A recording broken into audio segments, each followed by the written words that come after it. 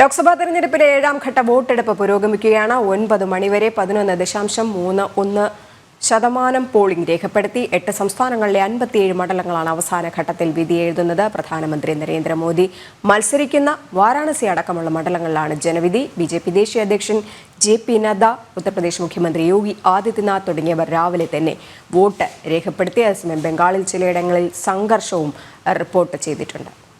ഡൽഹിയിൽ നിന്നും എസ് നന്ദഗോപൻ ഉണ്ട്. നന്ദൻ, രാവിലെ തന്നെ ഒരു മികച്ച പോളിംഗ് തന്നെയാണ് രേഖപ്പെടുത്തുന്നത്. 9 മണിവരെ 11.31% വോട്ടിംഗ് രേഖപ്പെടുത്തിയെന്നാണ് അറിയുന്നത്. പ്രമുഖരടക്കമുള്ളവർ രാവിലെ വോട്ട് രേഖപ്പെടുത്തി. എങ്ങനെയാണ് വോട്ടെടുപ്പ് പുരോഗമിക്കുന്നത്?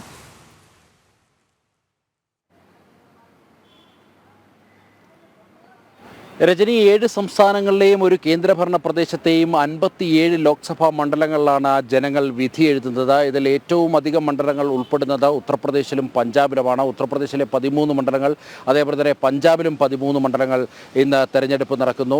ഇതിനു പുറമെ പശ്ചിമ ബംഗാളിൽ 9 മണ്ഡലങ്ങൾ, ഒഡീഷയിൽ 8 മണ്ഡലങ്ങൾ, അതേപോലെ തന്നെ ബീഹാറിൽ 8 മണ്ഡലങ്ങൾ, ഒപ്പം തന്നെ ജാർഖണ്ഡിൽ 3 മണ്ഡലങ്ങൾ, അതേപോലെ തന്നെ ഹിമാചൽ പ്രദേശിലെ 4 മണ്ഡലങ്ങൾ, അതേപോലെ തന്നെ കേന്ദ്രഭരണ പ്രദേശമായ ചണ്ഡീഗഡിലെ എന്ന മണ്ഡലവും ഉൾപ്പെടെയാണ് 57 മണ്ഡലങ്ങൾ, ലോക്സഭാ മണ്ഡലങ്ങൾ ഇന്നിപ്പോൾ തെരഞ്ഞെടുപ്പ് നടക്കുന്നത്.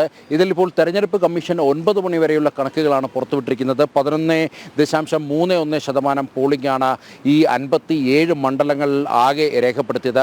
ഇനി ഉത്തർപ്രദേശിലേക്ക് വരുമ്പോൾ ഉത്തർപ്രദേശിലെ ഏറ്റവും പ്രധാനപ്പെട്ട മണ്ഡലം, അല്ലെങ്കിൽ ലോകരാജ്യങ്ങളാകെ ഉറ്റുനോക്കിക്കൊണ്ടിരിക്കുന്ന മണ്ഡലം, അത് പ്രധാനമന്ത്രി മത്സരിക്കുന്ന വാരണാസി തന്നെയാണ്. വാരണാസിയിൽ ഈ 9 മണി വരെ 12.66% പോളിംഗ് രേഖപ്പെടുത്തിയിരിക്കുന്നത്. അതേപോലെ തന്നെ ഏറ്റവും അധികം ഈ 7 സംസ്ഥാനങ്ങളിലും കേന്ദ്രഭരണ പ്രദേശവും പരിശോധിച്ചാൽ ഇതുവരെയായിട്ടും 9 മണി വരെ ഏറ്റവും അധികം പോളിംഗ് നടന്നത് ഹിമാചൽ പ്രദേശിലാണ്. അവിടെ 14.35% ഹിമാചൽ പ്രദേശിൽ പോളിംഗ് നടന്നത്. ഉത്തർപ്രദേശിൽ 12.94%, പശ്ചിമ ബംഗാളിൽ 12.63%, ഒഡീഷയിൽ ഏറ്റവും കുറവ് രേഖപ്പെടുത്തിയിരിക്കുന്നത് ഒഡീഷയിലാണ്.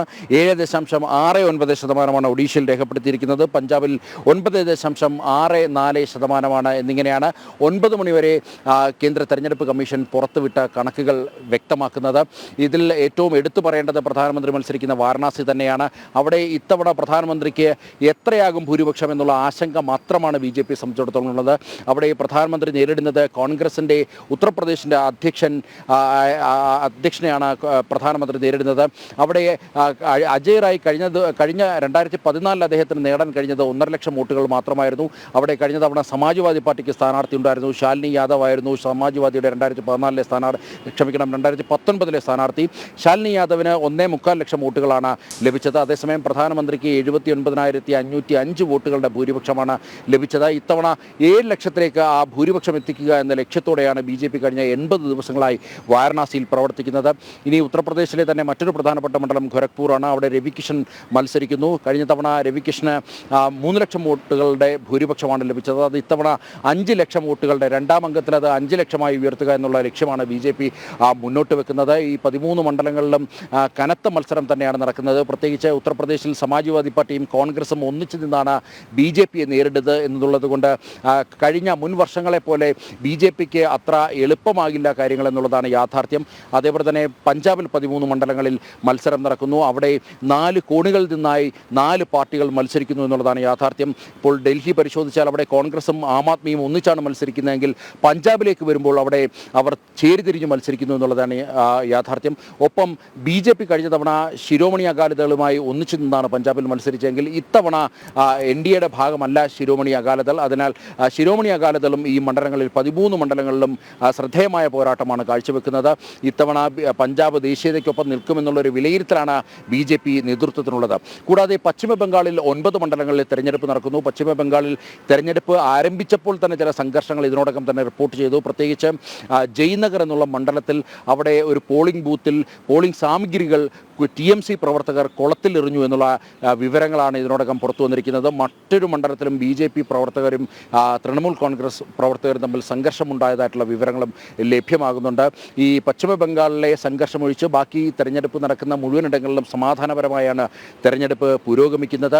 അതേപോലെ തന്നെ ബീഹാറിലേക്ക് വരുമ്പോൾ 8 മണ്ഡലങ്ങളിൽ തെരഞ്ഞെടുപ്പ് നടക്കുന്നു. ഒഡീഷയിൽ 6 മണ്ഡലങ്ങളിൽ തെരഞ്ഞെടുപ്പ് നടക്കുന്നു. അതേപോലെ തന്നെ ഹിമാചൽ പ്രദേശിലെ 4 മണ്ഡലങ്ങളിൽ തെരഞ്ഞെടുപ്പ് നടക്കുന്നു. ഹിമാചൽ പ്രദേശ് നമുക്കറിയാം, ഉത്തരേന്ത്യൻ സംസ്ഥാനങ്ങളിൽ കോൺഗ്രസിന് ആകെ അധികാരമുള്ള ഒരു സംസ്ഥാനം അത് ഹിമാചൽ പ്രദേശ് മാത്രമാണ്.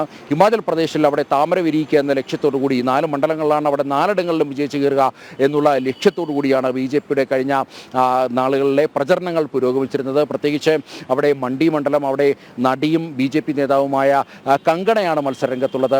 അവിടെ പ്രധാനമായും മറ്റൊരു യുവ കോൺഗ്രസ് നേതാവായ വിക്രമാദിത്യ സിംഗിനെയാണ് അവിടെ കങ്കണ നേരിടുന്നത്. അതേപോലെ തന്നെ അവിടെ കേന്ദ്രമന്ത്രിയായ അനുരാഗ് ഠാക്കൂറും ഹിമാചൽ പ്രദേശിൽ നിന്നും ജനവിധി തേടുന്നു. ഒപ്പം മറ്റൊരു പ്രധാനപ്പെട്ട മണ്ഡലം പരിശോധിച്ചാൽ അത് കേന്ദ്രഭരണ പ്രദേശമായ ചണ്ഡീഗഡാണ്. ചണ്ഡീഗഡിൽ നിലവിൽ BJPയുടെ കൈവശമുള്ള മണ്ഡലം, അത് പിടിച്ചടക്കുക എന്ന ലക്ഷ്യത്തോടു കൂടി ആം ആദ്മിയുമായി ചേർന്നുകൊണ്ടാണ് അവിടെ കോൺഗ്രസ് മത്സരിക്കുന്നത്. കോൺഗ്രസിൻ്റെ മനീഷ് തിവാരിയാണ് അവിടെ ചണ്ഡീഗഡിൽ മത്സരിക്കുന്നത്. ഇങ്ങനെ 57 മണ്ഡലങ്ങളിലും കനത്ത മത്സരങ്ങൾ അവസാനഘട്ട വിധിയെഴുത്ത് തുടരുകയാണ്. 3 മണിക്കൂർ പിന്നിടുമ്പോൾ മികച്ച പോളിംഗ് ആണ് രേഖപ്പെടുത്തുന്നത്. ബംഗാളിൽ സംഘർഷവും രൂപപ്പെട്ടിട്ടുണ്ട്. TMC പ്രവർത്തകർ വോട്ടിംഗ് യന്ത്രം കുളത്തിലെറിയുന്ന ഒരു സംഘർഷത്തിലേക്ക് വരെ എത്തിയിരിക്കുന്നു. എന്തായാലും ഈ പരാജയ ഭീതി മണക്കുന്നു എന്നുള്ളതുകൊണ്ട് തന്നെയാണ് TMC പ്രവർത്തകർ ഇത്തരത്തിൽ ബംഗാളിൽ ഈ തെരഞ്ഞെടുപ്പ് ദിവസം സംഘർഷം അഴിച്ചുവിട്ടത്. എസ് നന്ദഗോപനാണ് വിവരങ്ങൾ പങ്കുവച്ചത്.